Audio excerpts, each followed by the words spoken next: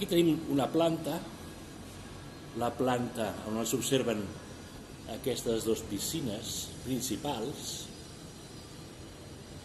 on s'observa el castell d'aigua, on hi ha el naixement de la font d'aigua calenta que surt a 76 graus de temperatura, i tot un sistema després de piscines més petites i el sistema pel qual després l'aigua marxa una vegada ha fet el circuit termal.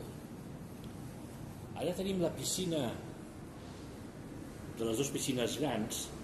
Aquesta era la de l'aigua calenta a 76 graus. Veiem que eren uns glaons, i si ens fixem a dins d'aquesta piscina